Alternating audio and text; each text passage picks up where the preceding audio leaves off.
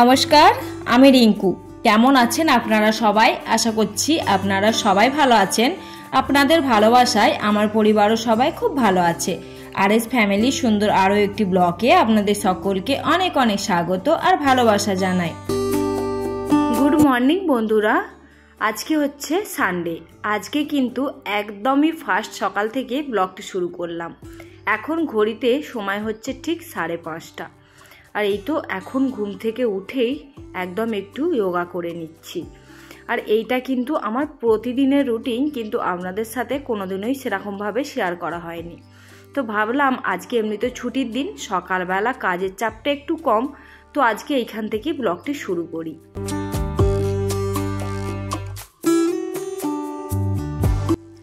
তারপরে গাছগুলোকে একটু সুন্দর করে জল দিয়ে দেব, যেহেতু সকালবেলার টাইম এখন।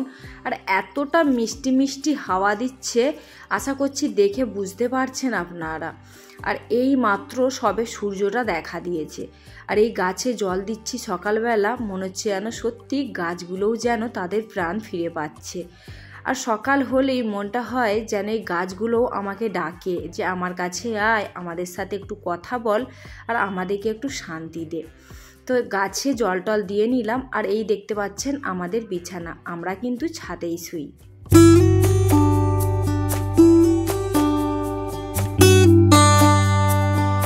এই দুটো আমার প্রিয় এবং শান্তিপ্রিয় কাজ করে নিচে আসলাম। এখন ঘড়িতে সময় তো দেখতেই পেলেন 6:15। তো 1.25 ঘন্টা আমি আমাকে আর ওই গাছগুলোকে সময়টা দিলাম, দিয়ে সোজা চলে আসলাম নিচে। এখনও কিন্তু বাচ্চারা ঘুমোচ্ছে, হাজব্যান্ড এখনও ছাদেই আছে। আর এসে সবার প্রথমে দরজা জানলাগুলোকে একটু খুলে দিলাম, তার কারণ এই সকালের মিষ্টি মিষ্টি হাওয়াটা ঘরের মধ্যে প্রবেশ করাটা অবশ্যই দরকার। যেহেতু আমরা এখন ছাদে শুচ্ছি, সেই জন্য কিন্তু জানালাটাও বন্ধ করে দিয়েই যাই। আর না হলে যখন নিচে শুতাম তখন কিন্তু জানালাটা খোলাই থাকতো, সেই হিসাবে মানে রুমটা কিন্তু বেশ ফ্রেশনেস থাকতো। আর যেহেতু বন্ধ ছিল সেই জন্য কিন্তু একটা গরম ভাব হয়ে গেছে। আর খুলে দিতে এখন কিন্তু বেশ ভালো লাগছে।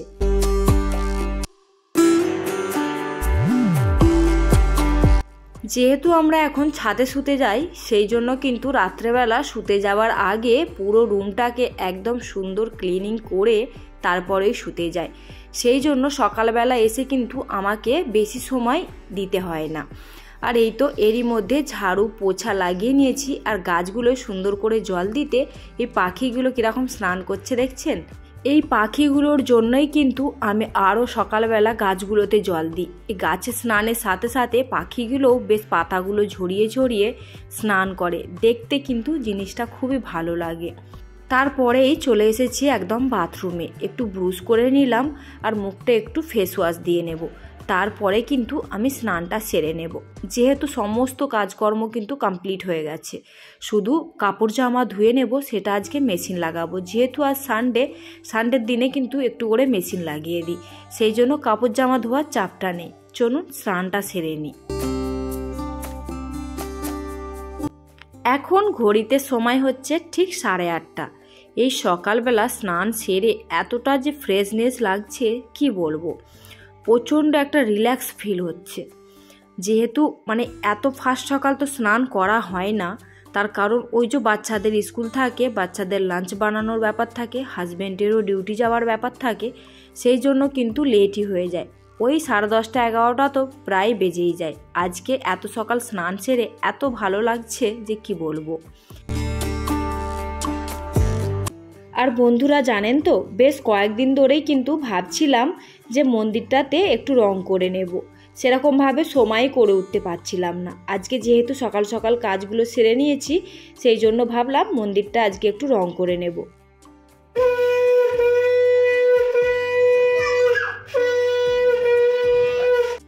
আর এইখানে পুজোটাও সেরে নিলাম ঝটপট করে। এবারে কিন্তু বাইরে মন্দিরটা যেহেতু খুব সুন্দর রোদ উঠেছে, রং করলে হয়তো 2-3 ঘন্টার মধ্যে শুকিয়ে যাবে। আর একটু সাদা রং করব। যেহেতু মন্দিরের ভিতরটা কালো রং করা ছিল, সেই জন্য কিন্তু ভিতরটা কেমন যেন একটা অন্ধকার অন্ধকার ভাব লাগতো। আমাদের তো পুরো বাড়িটা সাদা করে নিয়েছি, নিজেদের তো বেশ একটু ভালো লাগে, বেশ পরিষ্কার পরিষ্কার মনে হয়। তো ভগবানের আসনটা কিভাবে রাখি ওই রকম কালো করে, সেই জন্যই কিন্তু অনেক দিন ধরেই ভেবে ভেবে যাই হোক আজকে তার একটা গতি করেছি। এই যে এবারে একদম সোজা চলে আসলাম কিচেনের দিকে। কিচেনেতে সবার প্রথমে দুধটা বসিয়ে দেব। আর আজকে কিন্তু বেশ অনেকটা পরিমাণে দুধ আছে, সেই দেখে আমার শ্বেতামা বলেছে আজকে একটু পায়েস খাবো। তো বলেছি করে দেব, কিন্তু সময় হলে, যেহেতু একটু এক্সট্রা কাজ করব সেই জন্য। আর একদিকে কিন্তু চাটাও বসিয়ে নিলাম।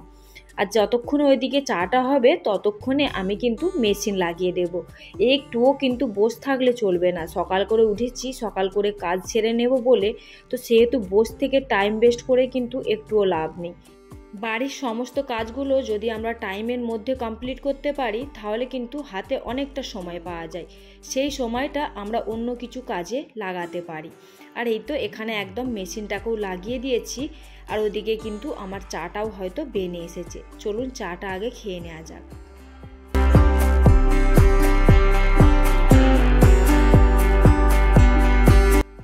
সকালবেলা এই চাটা এমন একটা জিনিস, আমার মনে হয় বডি এনার্জিতে কিছু কাজ করে।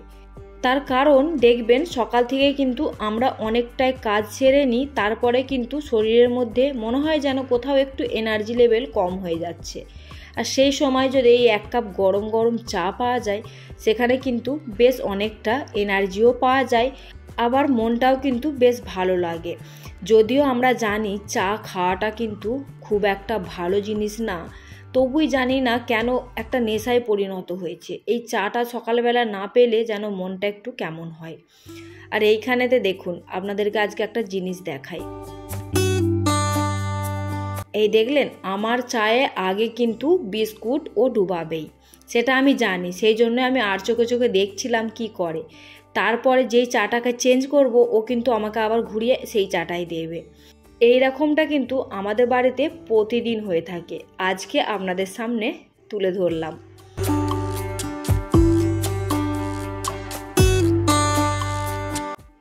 এবারে কিন্তু মন্দিরটাকে একটু ভালো করে ঝেড়ে নেব। তার কারণ এমনিতে বোঝা যায় না, কিন্তু বাইরে নিয়ে আসতে দেখতে পাওয়া যাচ্ছে কতটা পরিমাণে ধুলো আর ছোট ছোট মাকড়সার ফাঁদ জমেছে। সেইগুলোকে বেশ ভালো করে ঝেড়ে নিয়ে, আর এই যে এখানে হাজব্যান্ডকে বসিয়েছিলাম একটু পেন্টটা করার জন্য, কিন্তু এতটা রোদের তাপ, তো হাজব্যান্ড ওখান থেকে উঠে পড়লো, বলল আমার দ্বারা হবে না এই এত রোদে। যেহেতু হাজব্যান্ড হাল ছেড়ে দিল, সেহেতু কিন্তু অগত্যা কাজটা আমাকেই ফাইনাল করতে হলো। আর এই তো এই সমস্ত কাজগুলো কিন্তু করতে বেশ ভালোই লাগে, তাই না? আর সমস্ত কাজ কমপ্লিট হবার পরে এইদিকে কিন্তু মেশিনে কাপড় জামাগুলোও ধোয়া হয়ে গেল। আর এই যে এবারে মিলে দিলাম। দেখুন তো এখন ঘড়িতে সময় হয়তো হবে 10টা, অত ঘড়িটা আমি ঠিক দেখিনি, কাজের অনুপাতে একটা আইডিয়া লাগালাম, হয়তো 10টা বাজবে। দেখুন এর মধ্যে কিন্তু অনেকটা কাজ আগিয়ে নিলাম, প্রায় সমস্ত কাজটাই কিন্তু কমপ্লিট হয়ে গেল।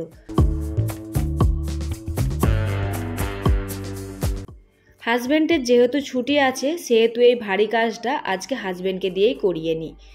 এই যে বেডটা সরালাম দেখলেন, বেডটার লুকটাও একটু চেঞ্জ করব। আর সাথে কিন্তু এখানে পাখাগুলোতেও বেশ ধুলো জমেছিল, বললাম পাখাগুলো এক কাজ করো একটু পরিষ্কার করে দাও, তারপরে নয় বেডের লুক চেঞ্জ করে নেব।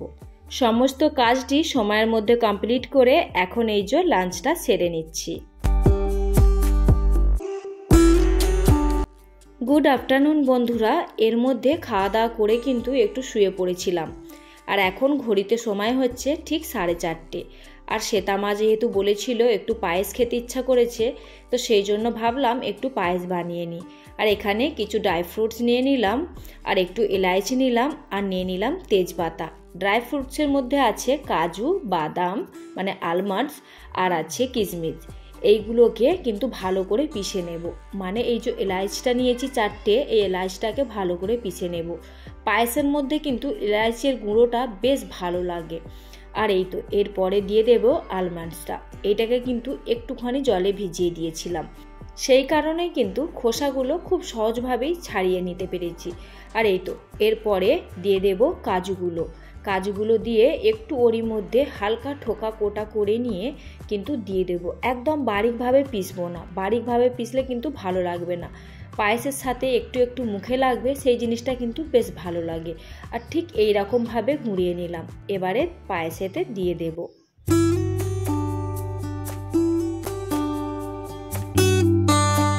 যতক্ষণে এইদিকে পায়েসটা তৈরি হচ্ছে ততক্ষণে আমি কিছু কমেন্টে রিপ্লাই দিয়ে দিই। গল্পের ঝুলি অডিও স্টোরি থেকে একটি বনু কমেন্ট করেছে রুমটা খুব সুন্দর লাগছে। আর হেনাস ব্লগ থেকে একটা বনু কমেন্ট করেছে সব কিছু মিলিয়ে ভিডিওটি কিন্তু খুব ভালো লাগলো। তোমাদেরকে অনেক অনেক অনেক ধন্যবাদ বনু, তোমাদের এই সুন্দর সুন্দর কমেন্টগুলো পড়তে কিন্তু ভীষণ ভালো লাগে।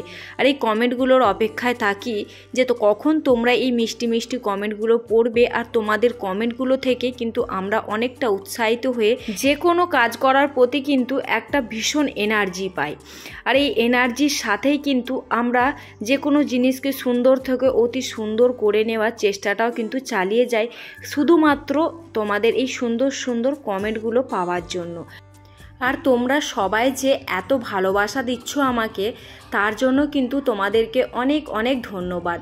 এবারে কিন্তু আমার একটা ছোট্ট অনুরোধ রইল, এরপরে কিন্তু কে কোথা থেকে আমার ভিডিওটি দেখছো সেটা প্লিজ একটু জানিয়ে দিও এই কমেন্টের মাধ্যমে, তাহলে কিন্তু আরও ভালো লাগবে। আর এই তো এখানে কিন্তু কথা বলতে বলতে আমি অনেকটা কাজ আগিয়ে নিলাম। ওইদিকে আমার পায়েসটাও বেনে গেছিলো, আর এইদিকে কিন্তু জামা কাপড়গুলো সুন্দর করে গোছভাজ করে এই আলমারির মধ্যে ঢুকিয়ে দিলাম। এইখানে আরও একটা বুনু কমেন্ট করেছে শিপ্রাজ সিম্পল লাইফস্টাইল থেকে, সব কিছু মিলিয়ে অনেক অনেক ভালো লাগলো। থ্যাংক ইউ বুনু তোমার এই এত সুন্দর কমেন্টটা পাওয়ার জন্য। তোমরা সবাই কিন্তু এইভাবেই আমাকে সাপোর্ট করে যেও আর আমার কিন্তু পাশে থেকো। আজকের ব্লগটি আপনাদের যদি ভালো লেগে থাকে আবারও একবার বলি প্লিজ একটা কমেন্ট করবেন। আর যদি কোথাও একটু মনকে ছুঁতে পারি তাহলে কিন্তু অবশ্যই যারা নতুন বন্ধু আজকে ব্লগটি দেখছেন তারা চ্যানেলটিকে সাবস্ক্রাইব করে আমার পরিবারের পাশে থাকতে পারেন, আমাকে ছোট্ট করে একটুখানি ইউটিউব পরিবারে জায়গা করে নিতে সাহায্য করতে পারেন। আর অলরেডি যারা এই কাজটি করে দিয়েছেন তাদের তো অনেক অনেক ধন্যবাদ আর ভালোবাসা জানাই। এরই মধ্যে কিন্তু আমি সন্ধেটাও দিয়ে নিয়েছি। একবার লাইটটা বন্ধ করে আপনাদের মন্দিরের ভিতরের লুকটা দেখাই, কতটা সুন্দর লাগছে দেখুন। ভিতরটা খালি সাদা রং করার পরে যেন একটা আলাদাই ওর ভিতর থেকে রশনি বেরিয়ে আসছে, আর মনটা কিন্তু সত্যি খুবই ভালো লাগছে। আর এই তো এখানে এবারে পায়েসটা সবাইকে একটু করে দিয়ে দেব। আর এর মধ্যে কিন্তু অনেকটা ঠান্ডা হয়ে গেছে, পায়েসের ওপরে দেখুন একটা মোটা কিন্তু সর পড়ে গেছে।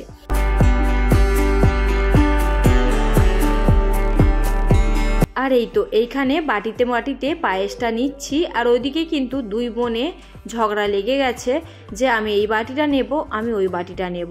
আমার মনে হয় সব পরিবারেই বনে বনে বা ভাই বোনের মধ্যে এই রকম মিষ্টি মিষ্টি লড়াই ঝগড়াগুলো লেগেই থাকে। চলুন তাহলে আজকের মতো ব্লগটিকে এখানেই এন্ড করছি, আবারও দেখা হবে নেক্সট একটি ব্লগে।